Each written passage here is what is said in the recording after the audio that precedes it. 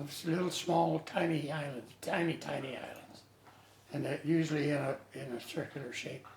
Ulithi Atoll is where they made the first atomic bomb test in over water at Ulithi. That was several years after it was after the war was over. So where is this in relation to, like, this is a chain of islands, where is it in relation to, like, Japan and Well, everything it's else? there's a whole, you'd have to see a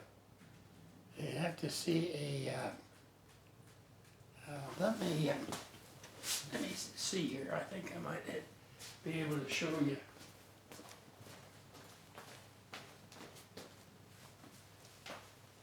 How you doing, bud?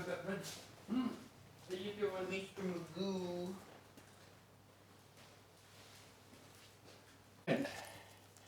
We started over here. We went to see. This is where we formed our squadron. This is the Randolph, I think. Yeah. Oh, that's like out, like, what is that, New York area? Yeah, that's new. This is Oceana, Virginia. Oh, Virginia. Okay. And we were stationed up here, Quonset Point and Martha's Vineyard, Okay. Mass. And then so, anyway, over the period of a year, whatever, we went down, shook the ship here, came through the canal, went up to San Francisco, and then we went over here. So you were in South America for a little bit? Oh, we just went. Just went through the canal. Yeah, went through the canal, and then just up the coast, and then we got kicked off here, and then we went on the Bunker Hill. I think that's what that Yeah. was. And it's into Maui, and on the Marshall Island. Here's Ulithi. Marshall Islands, I guess, was our first spot. Okay. But these were pretty much bypassed.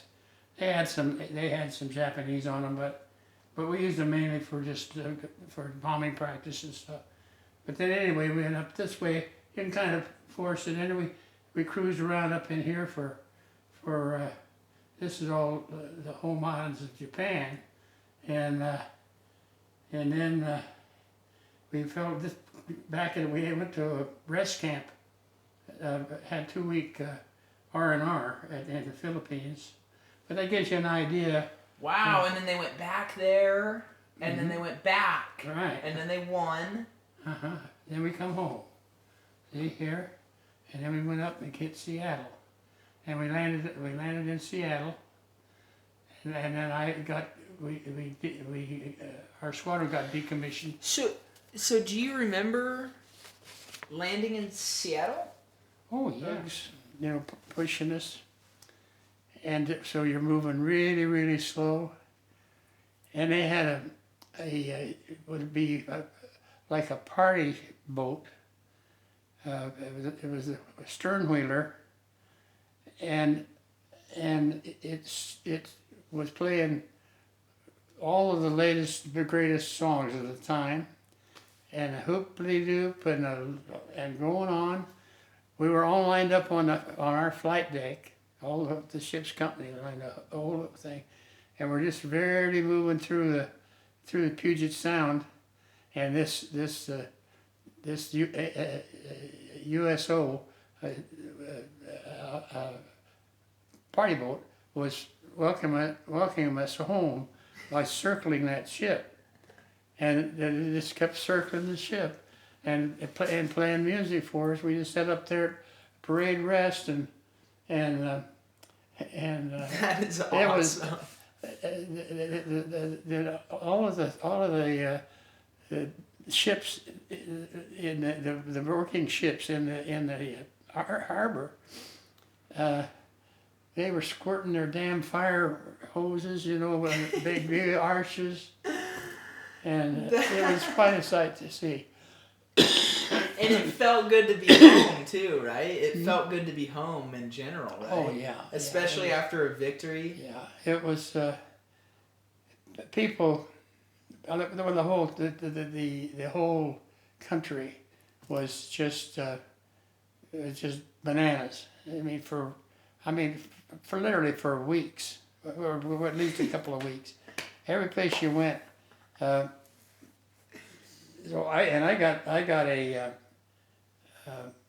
They decommissioned our squadron, and I got a 30-day leave, and then I came home for 30 days, went back to Seattle, and got on a Coast Guard operated landing ship, LST, one with the big things in front that they'd land on the beach and flop it down, and the sailor soldiers would run ashore and all that stuff.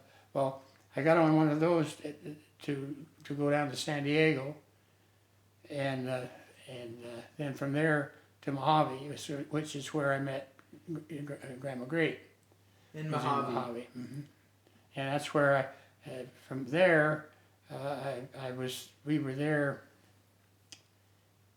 well, perhaps, I'd say about, probably 3 months, and then I was discharged. I was just, actually, all the services were had so many men, there were millions, several million, counting all of the services.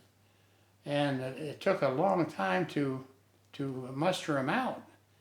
So I went down to Joyce and I went down to San Pedro, California. It's out that part of LA, and that's where I got discharged.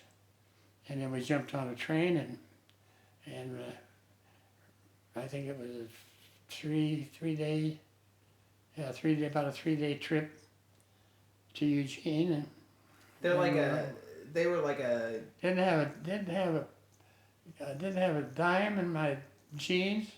Well, I had some spending money, but I mean, I didn't have any. I shot my How savings. much did you have? Hmm? How much did you have, seriously, at the time? How much what? How much money did you have in your pocket? In my pocket? In your pocket. Probably left Mojave with 150. $150. And that was it. Unbelievable. And then I had no job or anything at home. Folks had already said it was all right for us to stay with them until we could get settled. So we stayed there for a year, and with the folks. But where were they at? in Eugene, Okay. yeah, the old home place. We and then that's the start. And was that the house he grew up in? Mm-hmm. So you brought Grandma back to the house he grew up in. Well, that was the start of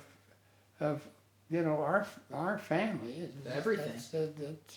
Your Ma and Janice and Ken were all born in Eugene, and we had a good life, but we were never. My dad was he was in the savings and loan business, and he was very, very conservative. He had a family, 4 children. He was not an investor. The only thing only stock he ever bought in his life was Packard. Somebody conned him into buying some Packard stock. HP? No. Packard Automobile. Oh, Packard. You probably never ever heard of them. It was a luxury car in that day, and somebody had an idea it was going to go. They had the plans that were going to go really go bonkers and make a bundle of money. So a year later, the goddamn outfit went bankrupt. Dad lost it. He probably didn't have over a couple grand invested in it, but. The only investment though that he made in the stock market. Yeah, he. However, he played that CD bonanza like a fiddle.